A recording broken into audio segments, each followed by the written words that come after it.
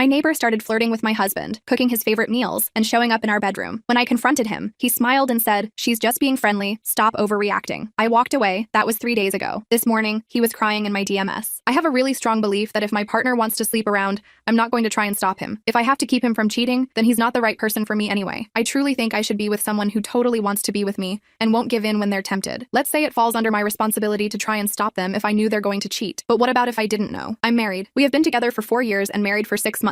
We just moved to a new apartment and little by little we have been renovating it. We're both crafty and we want to create our dream home. We became friends with our neighbors. Also a couple. The woman is very beautiful and bubbly and I got along very well with her. She said she envied us renovating since her husband doesn't really like these things and refuses to give her money to start her own projects. She's a stay-at-home mom. I don't know about her situation with her husband, but the closer we got to them, the more I sensed that he's very careful with money. I get what she means, although I don't think he is financially abusive. Both my husband and I work. My husband works a lot from home. I have noticed that my neighbor is getting more and more friendly with my husband, instead of how it started as a friendship with me. She is very flirty, and she seems to have more and more in common with my husband, especially the things I don't really like hiking, but even the smallest things like food or sweets. She has so much in common with him, as she has put it many times. Since she's a stay-at-home mom, she started making my husband his favorite food, and my husband has said on many occasions how nice it is that she cooks. Twice I came home and she's in there with my husband, helping him with the renovations or has just brought him lunch. My husband doesn't seem bothered at all, so it makes me think nothing is happening between them yet. I was telling this to my mom and she got so angry at my indifference. She said that I should ban my neighbor from being around my husband and tell him not to talk to her again. I told her that I wanted a husband who doesn't want to cheat. There are 4 billion women out there and I can't stop him from seeing all of them. He's the only one who can decide if his marriage is worth it. My mom called me deranged and she is very upset with me. I don't know what to do. I have made my opinion clear to my husband that I didn't appreciate our neighbor hanging around with him, and I even started to cook more at home. Other than that, I don't plan on having a contest with women to win my husband. I always believe if they can take him, they can keep him. My heart is full of love for him, and I can't even imagine myself cheating on him even if I was in a room full of handsome men. I just want the same in return. He hasn't done anything yet, but he has texted with her a few times. Nothing flirty, but they have texted. I hate it, but I don't know. My mom said I'm enabling this just to see if he cheats and then discard him,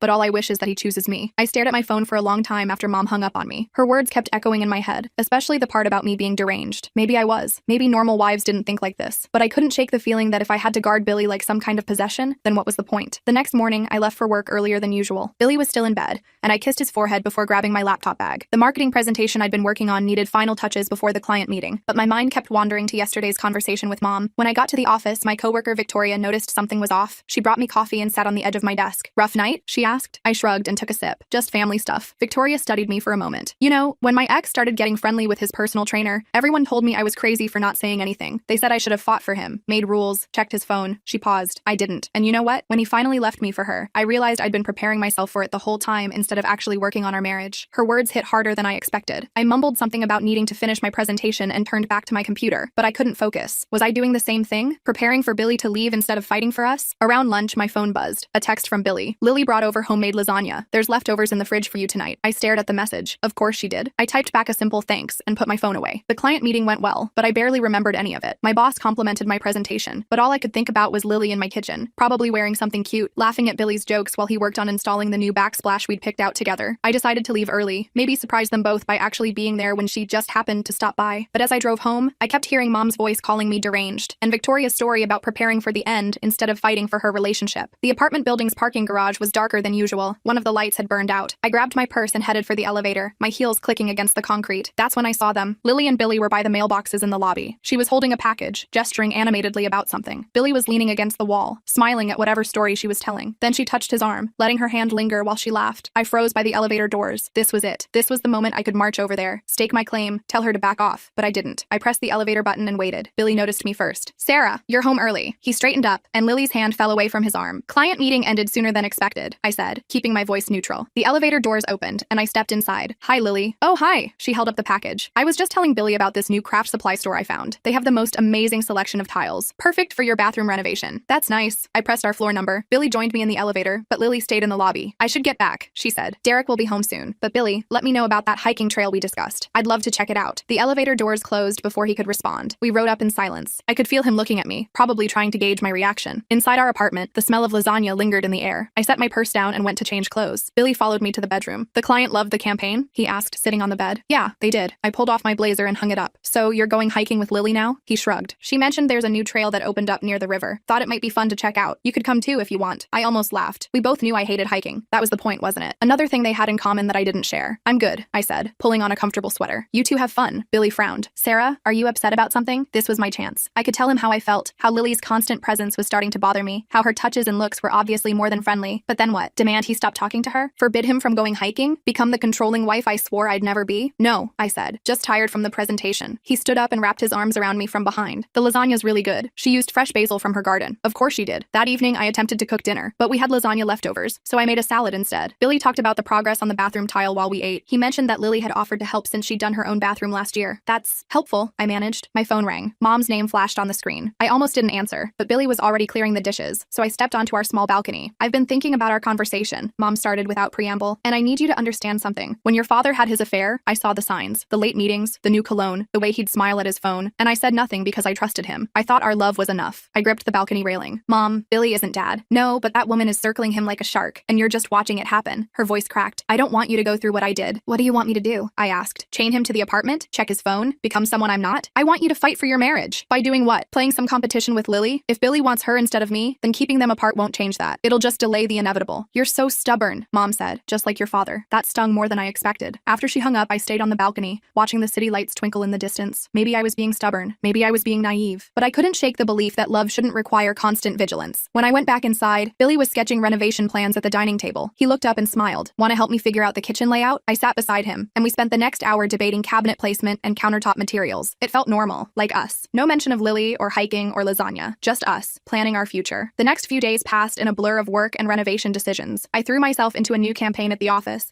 staying late to avoid thinking about what might be happening at home. Billy texted updates about the bathroom progress, always mentioning when Lily stopped by to help or bring food. Thursday afternoon, I had a dentist appointment and decided to work from home for the rest of the day. When I got to our apartment, I heard voices inside. Billy and Lily were in the bathroom and she was laughing at something. I set my laptop on the kitchen counter and started making coffee. Their voices carried through the apartment. You're so much better at this than Derek, Lily was saying. He won't even hang a picture frame. It's not that hard once you know what you're doing, Billy replied. Sarah's actually better at the detail work than I am. She's lucky to have you, Lily said, her voice softer now. Some men wouldn't put this much effort into making their wife happy. I poured my coffee and walked toward the bathroom. They were both kneeling by the bathtub, examining the new faucet installation. Lily was closer to Billy than necessary, her shoulder pressed against his as she pointed at something. How was the dentist? Billy asked when he saw me. Fine, no cavities. I leaned against the doorframe. The bathroom's looking good. Lily stood up quickly, smoothing down her sundress. I should go. I promised to pick up groceries before Derek gets home. She squeezed past me in the doorway, her perfume lingering. See you tomorrow, Billy, for the hiking trip, remember? After she left, I sat on our bed and opened my laptop. Billy continued working in the bathroom, humming some song I didn't recognize. Maybe Lily had introduced him to new music too. My phone buzzed. A text from Patricia, my mom. I'm sorry for what I said. I just worry about you. Can we have lunch this weekend? I texted back that I'd think about it. Then I tried to focus on work, but the sound of Billy working in the bathroom kept distracting me. Every few minutes, his phone would ping with a text. He didn't check them right away, but I wondered if they were from her. That night, Billy showed me pictures from his phone of the bathroom progress. As he scrolled through, I caught a glimpse of his text messages. Lily's name appeared several times. He didn't try to hide it, just kept scrolling to find the right photos. What do you think about subway tile for the shower? He asked. I made appropriate responses, but my mind was elsewhere. Was this what trust looked like? Watching your husband text another woman and saying nothing? Or was Mom right? Was I just too scared to admit that my philosophy about relationships was just a way to avoid conflict? Friday morning arrived gray and drizzly. Perfect hiking weather, I thought sarcastically as I watched Billy pack his backpack. He'd bought new hiking boots last week, breaking them in around the apartment. Sure you don't want to come? He asked again. I have that presentation to finish, I lied. Besides, you know hiking's not my thing. He kissed me goodbye,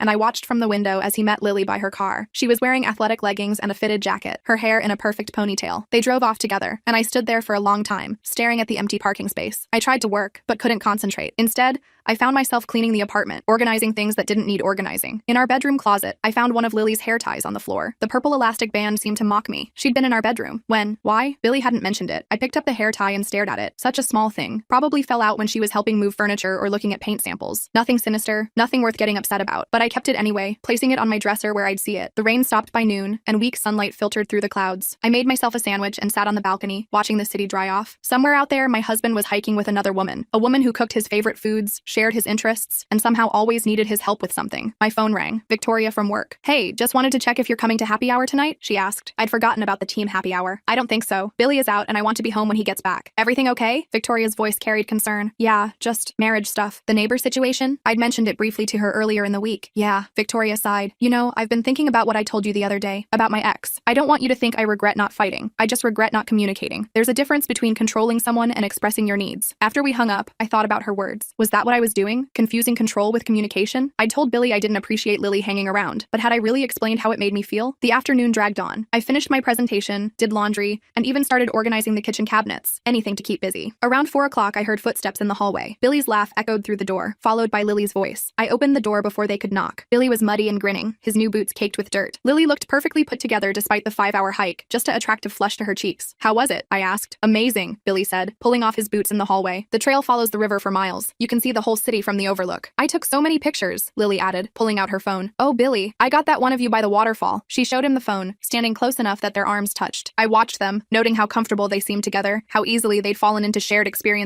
I wasn't part of. I should shower, Billy said, finally noticing my silence. Thanks for driving, Lily. Anytime. It's so nice to have a hiking buddy. Derek thinks walking to the car is enough exercise. She laughed and headed toward her apartment. See you guys later. Inside, Billy went straight to the bathroom, leaving muddy footprints on our newly cleaned floors. I got the mop and cleaned them up, each swipe feeling like some kind of metaphor I didn't want to examine too closely. While he showered, I sat on our bed, staring at Lily's hair tie on my dresser. Was this the moment? Should I confront him about it? Demand to know when she'd been in our bedroom? But then I heard him singing in the shower, the same unknown song from yesterday, and I realized I was tired. Tired of watching, tired of wondering, tired of pretending I was okay with all of this. When he came out, towel around his waist, I was still sitting there. You okay? He asked, noticing my expression. I picked up the hair tie. I found this in our closet. He glanced at it. Oh yeah, Lily helped me move the dresser last week when you were at work. We were trying to see if it would fit better on the other wall. So simple, so innocent. So why did it feel like a betrayal? You didn't mention she was in our bedroom, I said quietly. Billy paused and pulling on his shirt. I didn't think it was a big deal. We were just moving furniture. Right. I stood up and walked past him. I'm going to start dinner. He caught my arm gently. Sarah, talk to me. What's really bothering you? I looked at him. This man I'd loved for 4 years, married 6 months ago. He genuinely looked confused, like he couldn't understand why I might be upset about another woman in our bedroom, another woman who touched him freely, another woman who shared his interests and cooked his favorite foods. Nothing, I said. I'm just tired. But as I walked to the kitchen, I wondered if Mom was right. Maybe I was deranged. Maybe my principles about trust and freedom were just pretty words I used to avoid the messy reality of actually fighting for my marriage. I started pulling ingredients out for dinner, determined to cook something impressive. But as I chopped vegetables, I kept thinking about Lily's perfect lasagna, her fresh basil, her easy laughter. Was this what I'd become? A woman competing with her neighbor for her own husband's attention? The knife slipped, nicking my finger. I cursed and ran it under cold water. Billy appeared instantly. Let me see, he said, taking my hand gently. He examined the cut, then got the first aid kit. As he bandaged my finger, I watched his face, focused and concerned. I love you, I said suddenly. He looked up, surprised. I love you too. But as he went back to whatever he'd been doing, I wondered if love was enough, or if Mom and Victoria were right, and I needed to do something more than just trust and hope. The weekend arrived with unusual warmth for the season. Billy suggested we work on the kitchen renovations, and I agreed eagerly. Maybe this was what we needed, time together on our project, our dream home. But Saturday morning, Lily knocked on our door with fresh muffins and an offer to help. I love interior design, she gushed, settling at our table with her coffee. And you guys have such vision for this place. So instead of a couple's project, it became a group effort. I found myself relegated to picking paint samples while Billy and Lily discussed cabinet hardware with the enthusiasm of HGTV hosts. Derek never lets me change anything, Lily said, running her hand along our counter. He says it's a waste of money. You're so lucky, Sarah. I wanted to ask if she felt lucky when her husband controlled their finances, but I bit my tongue. That wasn't my business. Just like her growing friendship with my husband apparently wasn't my business either. Sunday brought Patricia's lunch invitation back to mind. I texted her that I'd meet her at our usual place, a small cafe downtown. Billy was planning to work on the bathroom grout, and yes, Lily had already offered to help since she had experience with it. Mom was waiting when I arrived, her expression carefully neutral. We ordered our usual salads and sat in uncomfortable silence for a moment. I'm sorry, she said finally, for calling you deranged. That was cruel. It's okay, I said, though it wasn't really. But I'm not sorry for worrying about you. She leaned forward. Sarah, sweetheart, I see you making the same mistakes I did, trusting blindly, ignoring red flags, thinking love conquers all. Billy isn't cheating on me, I said firmly. Not yet. She stirred her iced tea. But he's enjoying the attention, and that woman knows exactly what she's doing. I thought about Lily's touches, her convenient shared interests, her constant presence. Even if that's true, what am I supposed to do? Tell him he can't have female friends? You set boundaries, Mom said. You tell him that having her in your bedroom makes you uncomfortable. You explain that her flirting isn't appropriate. You fight for your marriage instead of just hoping for the best. And if he chooses her anyway? Mom reached across the table and took my hand. Then at least you'll know you tried. Right now, you're just making it easy for them. We talked for another hour, about Dad, about her regrets, about the difference between trust and naivety. By the time I left, my head was spinning with conflicting thoughts. When I got home, the apartment smelled like paint and cleaning solution. I found Billy and Lily in the bathroom, both splattered with grout, laughing about something. Lily was kneeling next to him, her hand on his shoulder for balance. How's it going? I asked from the doorway. They both looked up, and Lily's hand stayed on Billy's shoulder for a hit too long before she removed it. Great, Billy said. Lily's a grout expert. We'll be done in no time. I should go, Lily said, standing up slowly. Derek's probably wondering where I am. After she left, I helped Billy clean up the tools. We worked in silence, the earlier laughter replaced by the sound of running water and clinking tiles. Your mom okay? He asked finally. Yeah, she's worried about me. About what? I turned to face him. About Lily. He stopped cleaning and looked at me. Sarah, we've talked about this. She's just a friend. Who's in love with you? The words hung between us. Billy shook his head. That's ridiculous. She's married. So are you. He set down the sponge he was holding. What do you want me to do? Ignore our neighbors? Be rude to her? I want you to see what everyone else sees, I said. I want you to care that it makes me uncomfortable. You said you trusted me, he countered. You said if I wanted to cheat, you wouldn't stop me. I do trust you. you, I said, feeling tears prick my eyes. But that doesn't mean I have to like watching another woman pursue my husband. Billy stepped closer, cupping my face in his hands. No one is pursuing me. Lily's just friendly. You're seeing things that aren't there. But as he kissed my forehead and went back to cleaning, I wondered which one of us was really blind. That night, I lay awake thinking about everything. My philosophy about relationships, Mom's warnings, Victoria's regrets, Lily's hair tie still sitting on my dresser. Was I being strong or stupid, principled or passive? Monday morning came too soon. I dragged myself to work, grateful for the distraction of deadlines and meetings. But during lunch, I got a text from Billy. Lily brought homemade soup. Saved you some for dinner. I stared at my phone. Another meal, another gesture, another step closer to whatever line we were approaching. Instead of responding, I called Victoria. Want to grab coffee after work? We met at a place near the office. I told her everything, from my beliefs about trust to Lily's escalating behavior to Billy's obliviousness. Victoria listened without judgment, then said, "Can I ask you something? What would have to happen for you to actually do something? Where's your line?" I thought about it. I don't know. Physical cheating, I guess. So emotional affairs are okay? That's not what I said, but that's what you're accepting. She leaned back in her chair. Look, I'm not saying you should go crazy jealous wife on him, but there's a middle ground between controlling someone and having no boundaries at all. That night, I came home to find Billy cooking dinner. Actual cooking, not reheating Lily's food. The gesture touched me more than it should have. I thought we could eat together, he said. Just us. No renovations, no neighbors, just dinner. We ate by candlelight, talking about everything except Lily. It felt like old times, before the move, before the complications. I almost forgot my worries until his phone buzzed with a text. He glanced at it but didn't respond. Lily's asking about paint colors for our kitchen. At 8 p.m., he shrugged. She's excited about the project. The moment shattered. Even during our dinner, she was there, texting my husband about our home. Tuesday through Thursday blurred together. Work was busy, which helped. But every evening brought new evidence of Lily's presence. Her contributions to our renovations. Her food in our fridge. Her laughter echoing through our walls. Thursday night, Derek knocked on our door. Billy was in the shower, so I answered. "Is Lily here?" he asked, looking tired. "No, I haven't seen her today." He nodded slowly. "She's been spending a lot of time over here." I thought maybe. He trailed off. "Derek, is everything okay?" He laughed bitterly. "She says I don't appreciate her, that I'm stifling her creativity, that your husband understands her better than I do." My heart sank. "I'm sorry. Are you?" He looked at me directly. "Because from where I'm standing, it seems like you're just letting this happen." After he left, I stood in the doorway for a long time. Was I letting this happen? Was my trust just another word for cowardice? Friday morning, I woke up with a decision. I couldn't control Billy or Lily, but I could control myself. I could stop being passive. I could set boundaries without becoming someone I wasn't. But first, I had to get through the day. Billy mentioned he was working from home, and I kissed him goodbye with more intensity than usual. "I love you," I said against his lips. "Love you too," he murmured, already distracted by his laptop. At work, I threw myself into projects, staying focused despite the churning in my stomach. I knew what was coming. Lily would show up at our apartment. She always did when I was gone and Billy was home. But this time, I had a plan. I told my boss I was taking a half day, claiming a doctor's appointment. Instead, I drove home slowly, gathering my courage. I wasn't going to make a scene. I wasn't going to be the crazy, jealous wife. I was just going to be present. As I pulled into the parking garage, I saw Lily's car in its usual spot. Of course, I took the elevator up, my heart pounding. This wasn't about catching them doing anything wrong. This was about showing up for my marriage instead of hiding at work. I heard them before I opened the door. Lily's laugh, high and bright, Billy's lower chuckle. They were in the living room, and as I walked in, I saw them on the couch. Not touching, but close. Too close. Paint samples spread on the coffee table between them, but it was Lily's hand on Billy's knee that made me stop cold. They both looked up when they heard me. Billy immediately stood, looking guilty, but Lily didn't move. She kept her position on our couch, her hand sliding slowly off my husband's knee, and looked at me with something I finally recognized. It wasn't pity, it was challenge. "Sarah," Billy said, "too bright, too fast. You're home early." I set my purse down carefully, my eyes never leaving Lily's. I thought I'd help with the paint selection. Lily finally stood, smoothing down her dress. Another sundress, despite the cool weather. "I should go. You two probably want to discuss the colors alone." "Yes," I said simply. "We do." She gathered her things slowly, deliberately. At the door, she turned back. "Billy, let me know about that new restaurant. I'd love to try it." After she left, the apartment felt too quiet. Billy stood by the couch, paint samples still scattered around him. "Sarah," he started. "No," I said, holding up my hand. "I need to say something first." I took a deep breath, my hands trembling slightly. Billy waited, his expression shifting from guilty to confused to defensive in the span of seconds. "I've been thinking about what trust really means," I began, moving to sit in the armchair across from him. "And I realized I've been confusing trust with negligence." Billy sat down slowly on the couch, the paint samples crinkling under him. "Sarah, nothing happened. We were just looking at colors." With her hand on your knee, he ran his fingers through his hair.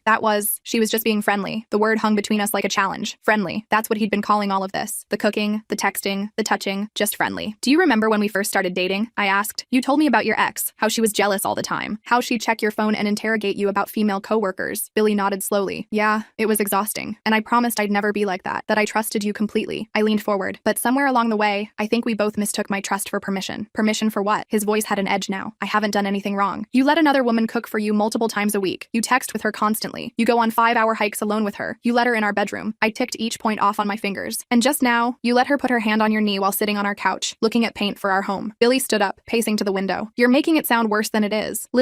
She's lonely. Derek doesn't pay attention to her. That's not your problem to solve." "I'm not trying to solve anything. I'm just being a good neighbor." I watched him at the window, his shoulders tense. This man I'd loved for 4 years, who I'd promised to trust completely. "When did being a good neighbor start requiring private hikes and intimate touches? He spun around. Intimate? Sarah, come on. You're reading too much into this. Am I? Because Derek came by last night looking for her. He said she tells him you understand her better than he does. The color drained from Billy's face. He said that? He also asked if I was just letting this happen. I stood up, suddenly exhausted. And you know what? He's right. I have been letting it happen. Not because I trust you, but because I was too scared to admit that my whole philosophy about relationships might be wrong. Billy moved toward me, but I held up my hand. I need to finish. I still believe I shouldn't have to guard you from other women. I still believe that if you want to cheat, I can't stop you. But I also believe I deserve a husband who cares when something makes me uncomfortable, who sees when another woman is pursuing him, who protects our marriage even when I'm not there to watch. I do protect our marriage, he insisted. I love you. I've never even thought about cheating. Then why didn't you tell her to take her hand off your knee? The question landed like a slap. Billy opened his mouth, then closed it. We stood there in our living room, paint samples scattered between us like evidence of a crime. Finally, he said, I didn't think it meant anything. To who? To you? To her? To me? I picked up my purse. I'm going to stay with Mom tonight, not because I'm leaving you, but because I need to think. And you need to decide if you really don't see what's happening, or if you just don't want to see it. Billy grabbed my arm gently. Sarah, please, don't go. We can talk about this. I looked at his hand on my arm, then up at his face. We've been talking, but you haven't been listening. I left him standing there among the paint samples. As I waited for the elevator, I heard his footsteps in the hallway, but he didn't follow. Maybe he knew I needed space, or maybe he was already texting Lily about what happened. The drive to Mom's house felt both too long and too short. I called her from the car, and she answered on the first ring. I'm coming over, I said without preamble. I'll put the kettle on, she replied, and I loved her for not asking questions. Mom lived in the same house where I grew up, a two-story colonial in the suburbs. The porch light was on when I arrived, and she met me at the door with a hug that nearly broke me. Oh, sweetheart, she murmured into my hair. We sat at her kitchen table with tea, the same table where I'd done homework and eaten countless meals. I told her everything about finding them on the couch, about our conversation, about leaving. Mom listened without interrupting, occasionally reaching over to squeeze my hand. When I finished, she was quiet for a moment. I'm proud of you, she said finally. I looked up, surprised. For what? For being an idiot who let this go on too long? For standing up for yourself without losing who you are? She refilled my tea. You didn't scream or make demands. You just told him the truth. But what if he doesn't get it? What if he thinks I'm overreacting? Mom sighed. Then you'll have learned something important about your husband. My phone buzzed. A text from Billy. Please come home. We need to talk. I'm sorry. I showed it to Mom, who read it and handed the phone back. What do you want to do? I don't know. I stared at the message. Part of me wants to go back and pretend this afternoon never happened, but I can't keep pretending Lily isn't a problem. No, Mom agreed. You can't. We talked until late. Mom sharing more stories about Dad's affair that she'd kept from me before. How it started small, with a coworker who just needed help with projects. How Mom had ignored her instincts, not wanting to be the jealous wife. How by the time she finally said something, it was too late. I'm not saying Billy is having an affair, she clarified, but I am saying that boundaries exist for a reason, and it's not controlling to expect your spouse to maintain them. I slept in my childhood bedroom, surrounded by posters and photos from high school. My phone buzzed throughout the night with texts from Billy, but I didn't read them. I needed one night to think without his voice in my head. Saturday morning arrived gray and humid. I woke to the smell of coffee and bacon. Mom was in the kitchen, making breakfast like it was any other Saturday. Did you sleep? She asked. A little. I sat at the table and checked my phone. 12 texts from Billy, ranging from apologetic to frustrated to worried. One from Victoria checking in, and one from a number I didn't recognize. I opened the unknown number first. It was from Derek. I'm sorry about what I said last night. This isn't your fault. We need to talk about our spouses. I showed Mom the message. She raised an eyebrow. That's interesting. Should I respond? I think you should go home and talk to your husband first, she said. But maybe Derek has insights you need to hear. After breakfast, I drove home slowly, rehearsing what I wanted to say. But when I got to our apartment building, I saw Lily's car in the parking garage. My stomach dropped. Of course she was here. I took the elevator up, my hands shaking. The apartment door was unlocked, and I heard voices from the kitchen. Taking a deep breath, I walked in. Billy and Lily were at the dining table with coffee and what looked like homemade cinnamon rolls. They both looked up when I entered. Billy jumped to his feet. Sarah, I didn't know you were coming back this morning. Lily didn't move. She sat there in another sundress, this one yellow, looking perfectly comfortable in my home. Good morning, Sarah. I just brought over some rolls. I thought you guys might need comfort food after yesterday. The audacity took my breath away. She knew about our fight, which meant Billy had told her, which meant they'd been talking after I left. Lily, I said calmly, you need to leave. Now. She blinked, playing innocent. Oh, I'm sorry. I didn't mean to intrude. I was just trying to help. Now, I repeated. Billy stepped forward. Sarah, she was just being nice. No, I turned to him. She wasn't being nice. She was marking territory, and the fact that you can't see that is exactly the problem. Lily stood slowly, smoothing her dress. I think there's been a misunderstanding. Billy and I are just friends. I laughed, surprising all of us. Friends don't put their hands on each other's knees. Friends don't text constantly about things that could wait. Friends don't show up the morning after a couple's fight with baked goods and sympathy. You're being paranoid, Lily said, her sweet facade cracking slightly. Am I? Then why did your husband come looking for you here? Why does he think my husband understands you better than he does? Lily's face flushed. Derek doesn't understand me. He never has. At least Billy appreciates. Stop. I held up my hand. Whatever Whatever you think is happening here, it's not. Billy is my husband. This is our home, and you're no longer welcome in it. Sarah, Billy protested. You can't just ban our neighbor. Yes, I can. I turned to him. And if you have a problem with that, then we have bigger issues than I thought. Lily gathered her purse, her movements sharp. At the door, she turned back. You know, Sarah, maybe if you shared more of his interests, he wouldn't need to find companionship elsewhere. The words stung, hitting exactly where she'd aimed, but I didn't flinch. Maybe if you worked on your own marriage instead of circling mine, you wouldn't need to find validation from unavailable men. She left, slamming the door behind her. Billy and I stood in our kitchen, the cinnamon rolls cooling between us. That was cruel, he said finally. Which part? Me setting boundaries or her implying I'm not enough for you? Billy sank into a chair. I can't believe you just did that. She's our neighbor. We have to live next to them. We have to live with each other first. I sat across from him. Billy, I need you to be honest with me. Do you have feelings for her? No. The denial came quick and forceful. God, no. I love you. Then why didn't you see what everyone else saw? He was quiet for a long moment. Maybe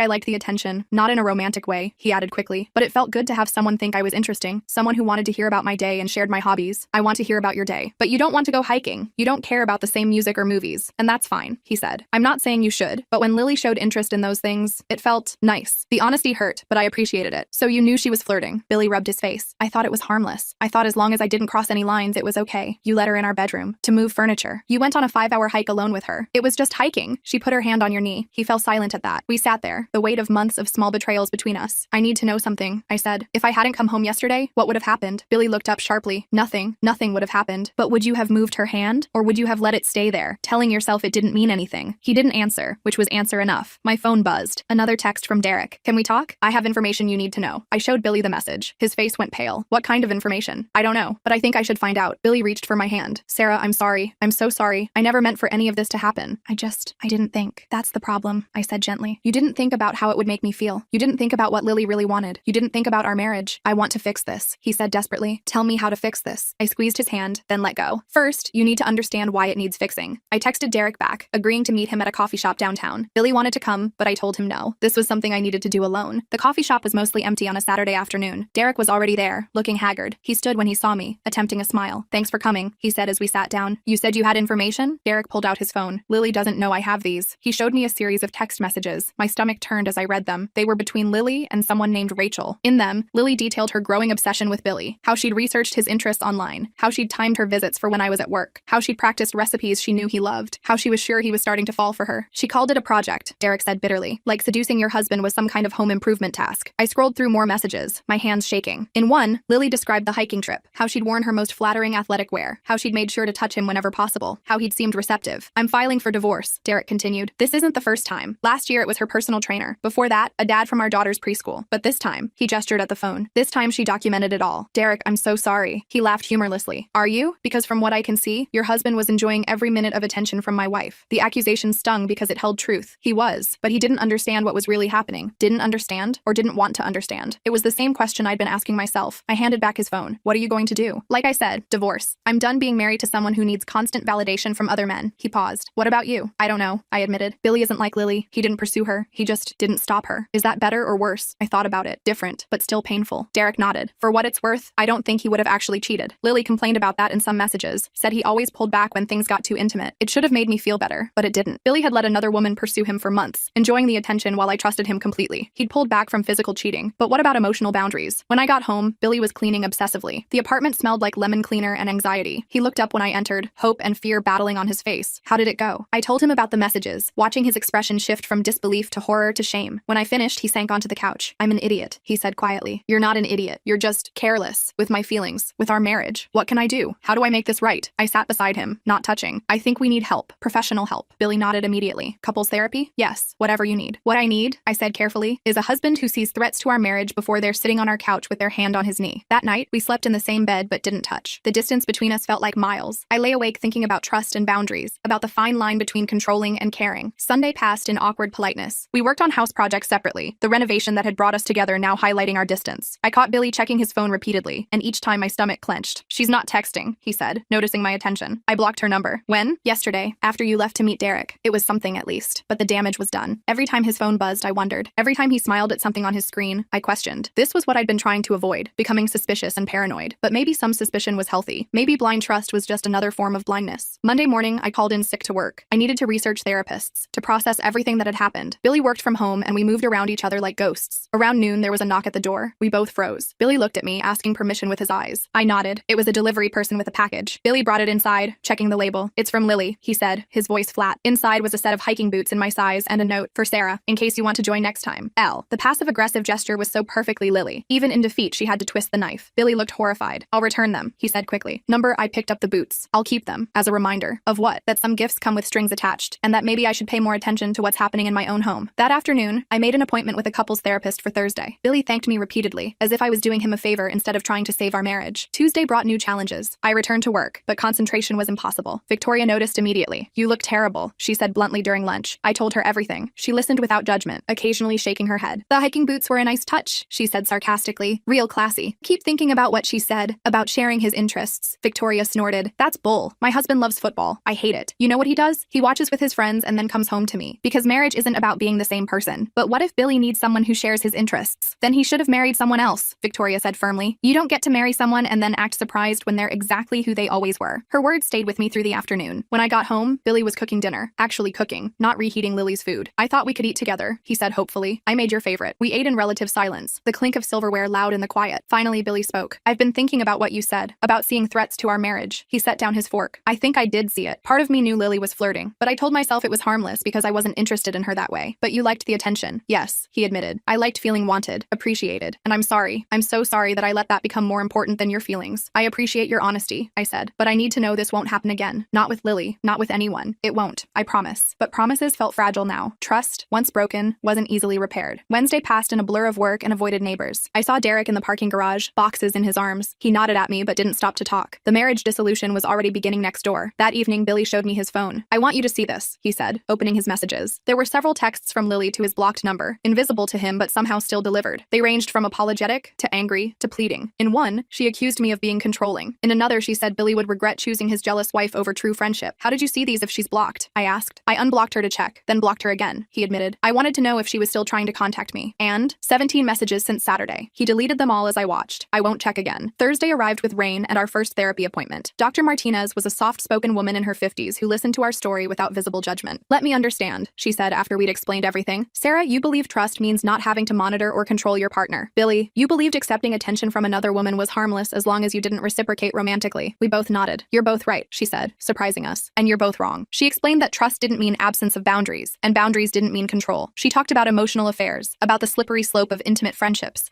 about the difference between trust and willful blindness. Sarah, your philosophy isn't wrong, but it's incomplete, she said. Trust doesn't mean ignoring your instincts or accepting behavior that hurts you. And Billy, she continued, enjoying attention from someone who's attracted to you is human, but indulging it when you're married is a choice that prioritizes your ego over your partner's security. We left with homework, communication exercises, boundary discussions, trust-building activities. It felt like starting over, but maybe that's what we needed. Friday morning, I woke to find Billy already up, making coffee. He handed me a mug, prepared exactly how I liked it. I've been thinking, he said, about the hiking thing. I know you hate it, and I'm not asking you to come, but maybe we could find something new to do together, something neither of us has done before. It was a small gesture, but it meant something. Like what? I don't know. Cooking classes, dance lessons, pottery? I smiled despite everything. Pottery could be fun. Yeah? He looked hopeful. We could make our own dishes for the kitchen. For the first time since finding Lily's hand on his knee, I felt a spark of our old connection. We spent breakfast researching pottery classes, debating which studio looked best, but reality intruded when we left for work. Lily was in the hallway, dressed for the gym. She looked between us, her expression unreadable. Good morning, she said coolly. Billy didn't respond, walking past her to the elevator. I paused, meeting her eyes. Good morning, Lily, I said calmly. How's Derek? Her face tightened. We're working through some issues. I'm sure you are. I joined Billy at the elevator. Good luck with that. As the doors closed, I saw her standing alone in the hallway, beautiful and furious and defeated. I didn't feel victorious, just sad for everyone involved. That weekend, Billy and I attended our first pottery class. We were terrible, our bowls lopsided and glazes uneven, but we laughed together for the first time in weeks, covered in clay and focused on creating rather than destroying. This is nice, Billy said, attempting to center his clay for the 10th time. Even though I'm bad at it, I teased, especially because you're bad at it. He grinned. We can be bad at it together. It wasn't fixed. Trust still felt fragile, and I caught myself checking his phone when he left it on the counter, but we were trying, both of us, together. Sunday night, as we cleaned up from dinner, Billy said, I know it doesn't erase what happened, but I want you to know, I choose you. Every day, I choose you. Even when things are hard. Even when we don't share every interest. You're my person. I wanted to believe him. Most of me did. But part of me wondered what would happen the next time a beautiful woman showed interest in his hobbies. Would he remember this conversation? Would he see the threat before it was sitting on our couch? I choose you you too, I said, but I need you to protect that choice, to guard it, not from me, but with me. He pulled me into a hug, and I let myself sink into it. We stood there in our kitchen, holding each other among the renovation supplies and half-finished projects. It wasn't perfect, but it was ours. My phone buzzed with a text from Mom. How are you doing, sweetheart? I showed Billy the message and typed back, we're working on it, because that's what marriage was, I was learning. Not blind trust or constant vigilance, but something in between. Something that required both faith and boundaries, love and protection, trust and verification. As we got ready for bed, I noticed the hiking boots Lily had sent, still sitting in our closet. Tomorrow, I'd donate them. Or maybe I'd keep them after all. Not as a reminder of betrayal, but as a reminder that sometimes the most dangerous gifts come wrapped in friendly smiles and common interests. Sarah, Billy called from the bedroom. You coming to bed? I looked at myself in the bathroom mirror. I looked tired but determined, like someone who'd learned that principles without boundaries were just pretty words, and trust without communication was just wishful thinking. Yeah, I called back. I'm coming. We had therapy again on Thursday. We had pottery class next Saturday. We had a marriage that needed rebuilding and trust that needed repair. But we had chosen each other, and for now, that would have to be enough. The renovation of our apartment continued, but now it felt like we were renovating more than just our home. We were rebuilding our foundation, one conversation at a time, one boundary at a time, one choice at a time. And if Lily knocked on our door again with fresh-baked goods and convenient excuses, well, this time, we'd both know exactly what to do. The next morning, I woke before dawn. Billy was still asleep, one arm thrown across the space where I usually lay. I dressed quietly and went to the kitchen, needing coffee before facing whatever came next. As the machine gurgled,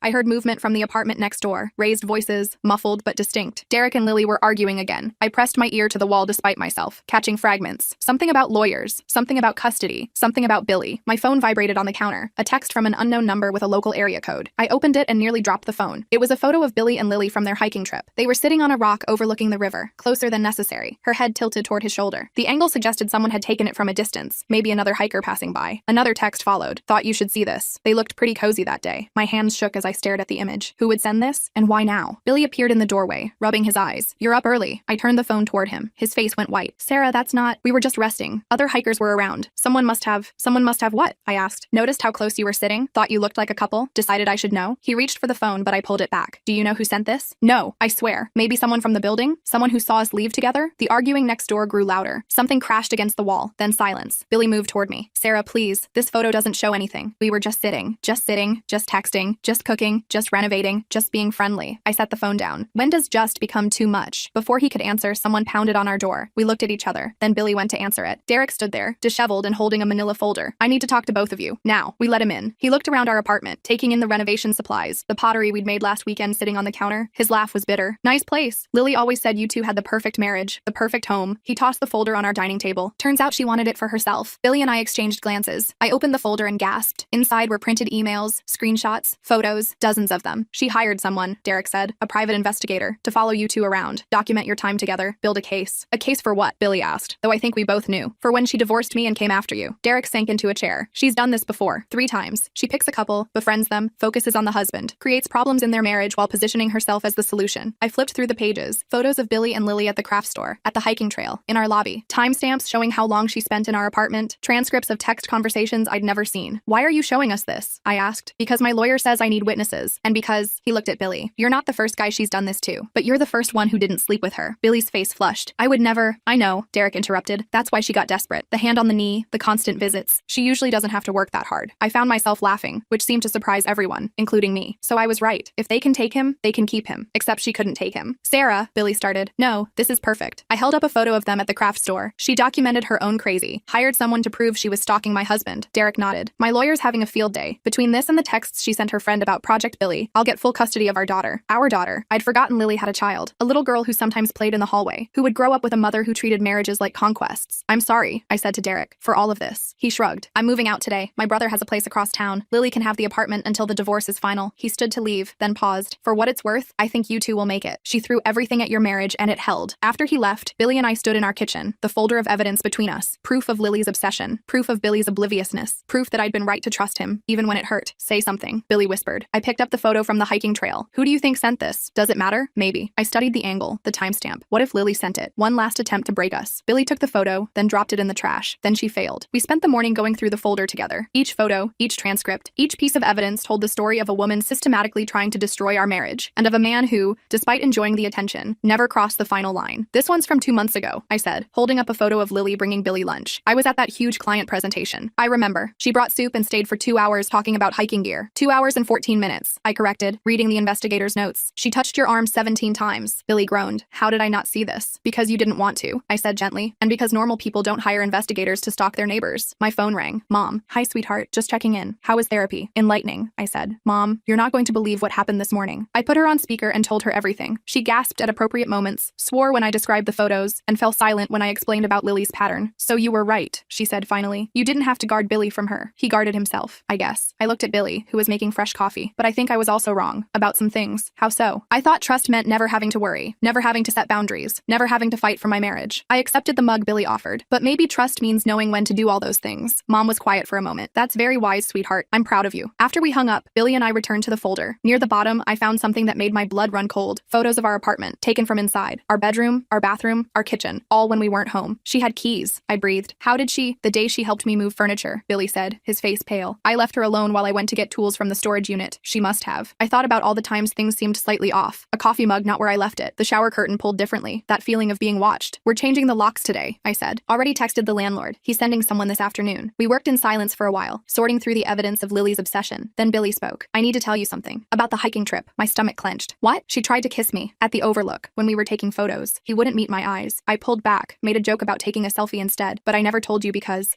you knew it would hurt me. Because I knew it would end everything. The friendship, the help with renovations, the easy conversations about shared interests. He finally looked at me, and I wasn't ready to give that up. The honesty stung, but I appreciated it. What else haven't you told me? She asked me once if I ever thought about what it would be like, being with someone who understood all my hobbies, who wanted to do everything I did. What did you say? I said I already knew what that was like. I dated someone exactly like me in college. We broke up after 6 months because we bored each other to death. He reached for my hand. I don't want someone exactly like me. I want you. Even if you hate hiking and think my music is noise. Your music is noise, I said, but I squeezed his hand. The locksmith arrived after lunch. While he worked, we packed up everything Lily had given us. The food containers, the craft supplies, the hiking boots. Billy wanted to throw it all away, but I had a better idea. Let's donate it, I said. Turn her manipulation into something good. We loaded everything into boxes. As we worked, we found more evidence of her presence. A hair clip under the couch, a lipstick mark on a coffee mug I never used, a grocery list in her handwriting stuck to our fridge. How did I not see this? I asked, holding up the list. She was making herself at home. Because you trusted me, Billy said. And you trusted her. That's not a flaw, Sarah. That's who you are. The locksmith finished and handed us new keys. 4 sets. As he left, we saw Lily in the hallway with boxes. She looked smaller somehow, deflated. Her perfect hair was in a messy bun, her designer dress replaced with sweatpants. She saw us watching and straightened, trying to reclaim some dignity. I suppose Derek told you everything. He did, I said simply. She laughed, but it sounded forced. I bet you feel pretty superior right now. The wife who won. Nobody won, I said. We all lost something. Her face crumpled for a moment before she caught herself. I just wanted someone to see me, to really see me. Derek never. That's not our problem, Billy said firmly, and it never should have been. Lily flinched. She picked up her box and headed for the elevator. At the last moment, she turned back. For what it's worth, you two are solid. I threw everything I had at your marriage and couldn't even make a dent. She shifted the box in her arms. I hope you know how rare that is. The elevator doors closed on her words. That evening, Dr. Martinez called to confirm our next appointment. Billy put her on speaker. I heard there were some developments today, she said carefully. Derek contacted me about potentially needing documentation for his custody case. It's been a day, I admitted. How are you both processing this new information? Billy and I looked at each other. We're talking, he said. Really talking. About everything. Good. That's very good. I'll see you Thursday. After dinner, we sat on our balcony with the folder between us. The sun was setting, painting the city in shades of gold and pink. From next door, we could hear boxes being moved, drawers being emptied. I keep thinking about our daughter, I said. Billy looked confused. We don't have a daughter. No, but someday we might. And I wonder what we'd teach her about trust, about boundaries, about marriage. He considered this. I'd want her to know that trust isn't weakness, but also that it needs to be earned and maintained. And that having boundaries doesn't mean you don't trust someone, I added. It means you value what you have enough to protect it. My phone buzzed. Victoria had sent a photo from happy hour. Missing you. Hope things are better. I showed Billy the photo. My coworkers raised glasses to the camera, smiling. Normal people living normal lives without stalkers or private investigators or marriage-destroying neighbors. Do you think we'll ever feel normal again? I asked. Define normal. Not checking every text, not wondering about every new person we meet, not analyzing every interaction for hidden motives. Billy pulled me closer. Maybe. Or maybe we'll find a new normal. One where we're more aware but not paranoid. More careful, but not closed off. Movement in the parking lot caught my eye. Derek was loading a truck with boxes. Lily stood by their car, arms crossed, watching. Even from this distance, I could see the defeat in her posture. I actually feel sorry for her, I admitted. I don't, Billy said. She made choices. Calculated, deliberate choices to hurt people. Still, imagine being so empty that you need to steal someone else's life to feel whole. We watched until Derek drove away, Lily standing alone in the growing darkness. Then we went inside and locked our new locks, checking each one twice. The next morning brought more revelations. The anonymous photo sender had struck again, this time sending images to other neighbors. By noon, everyone in the building knew about Lily's investigation, her pattern, her obsession. Mrs. Alcroat from the 3rd floor knocked on our door with cookies and sympathy. I always thought something was off about her, she said. Too friendly, you know? Too interested in everyone's business. The building manager called to inform us that Lily had given notice. She'd be gone by by the end of the month. I'm sorry you folks had to deal with this, he said. If you need anything, documentation for a restraining order or whatnot, you let me know. Billy thanked him and hung up. We looked at each other across our kitchen, the same kitchen where Lily had served him countless meals, where she'd touched his knee, where she'd tried to claim pieces of our life. Restraining order? I asked. I don't think we need one. She's leaving. But I wondered if she was really done. If someone who'd done this 3 times before would simply give up and move on, or if we'd spend years looking over our shoulders, wondering when she'd reappear. That afternoon, we attended our second pottery class. The instructor, Jonathan, noticed our distraction. Rough week? He asked as my bowl collapsed for the 3rd time. You could say that, I muttered. But as the class progressed, I found myself relaxing. There was something meditative about the wheel, the clay, the focus required to create rather than destroy. Billy was making a vase, his hands steady and sure. That's beautiful, I told him. He smiled. It's for you, for the kitchen window, where the light comes in. After class, we were covered in clay and laughing. For a moment, I forgot about Lily, about the photos, about the broken trust we were still rebuilding. We were just us again. But reality returned when we got home. There was a note taped to our door. Billy tensed, but I recognized the handwriting. It was from Derek. She's gone. Moved in with her sister in another state. Thought you should know. Thanks for everything, D. It's over, Billy said, relief clear in his voice. But I knew better. The physical threat might be gone, but the impact remained. In the way I now noticed when women looked at Billy too long, in how he made sure to mention every interaction with female colleagues, in our hyper-awareness of boundaries we'd once taken for granted. That night, as we prepared dinner together, Billy's phone buzzed. We both froze. He looked at the screen and laughed. It's my mom. She wants to know if we're free for dinner Sunday. Tell her yes, I said, and tell her we have a story to share. As he typed, I thought about everything that had happened. My philosophy about trust hadn't been wrong exactly, but it had been incomplete. Trust wasn't just about letting go. It was about holding on to the right things. Thursday's therapy session was intense. Dr. Martinez guided us through the revelations about Lily's investigation, her pattern of behavior, the depth of her deception. How does it feel? She asked. Knowing that your instincts were correct? Validating, I admitted, but also sad. I wanted to be wrong. I wanted her to just be a lonely woman who needed friends. And Billy, how do you feel about your role in this? He shifted uncomfortably. Stupid, guilty, angry at myself for not seeing it, grateful that Sarah trusted me even when I didn't deserve it. You did deserve it, I said. You never crossed the line, but I walked right up to it and did a little dance, he replied. Dr. Martinez helped us process the trauma of invasion, the violation of having someone document our lives without consent. She gave us exercises for rebuilding safety in our home,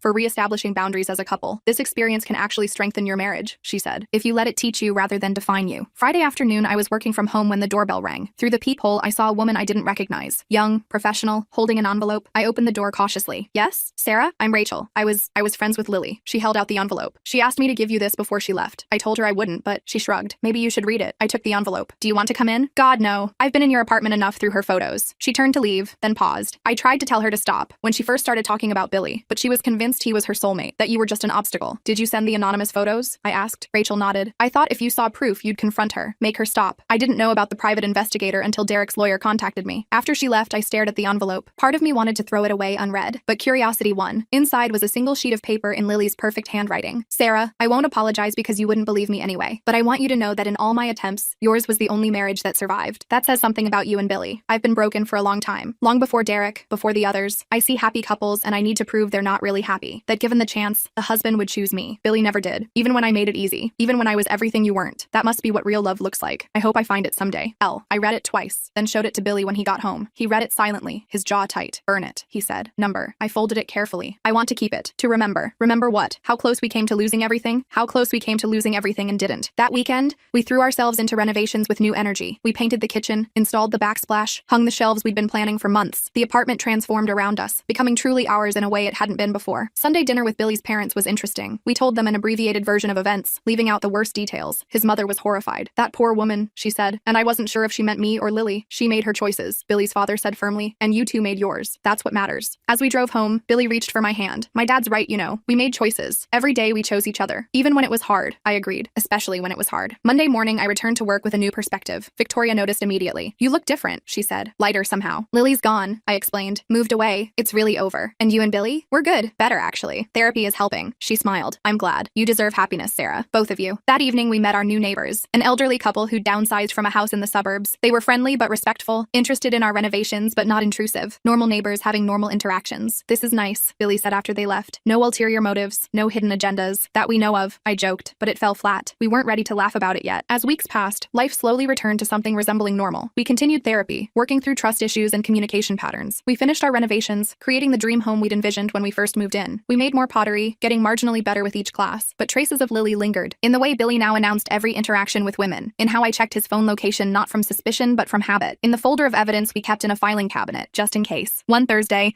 Dr. Martinez asked if we'd considered couples activities beyond pottery. Something that challenges you both equally, she suggested, where neither has advantage. We decided on cooking classes. classes. Neither of us were particularly skilled in the kitchen, and it felt like a way to reclaim that space from memories of Lily's elaborate meals. The first class was a disaster. We burned the sauce, overcooked the pasta, and somehow managed to set off the smoke alarm. But we laughed through it all, creating new memories to overlay the old. We're terrible at this, Billy said, scraping charred garlic from a pan. Together, I corrected. We're terrible at this together.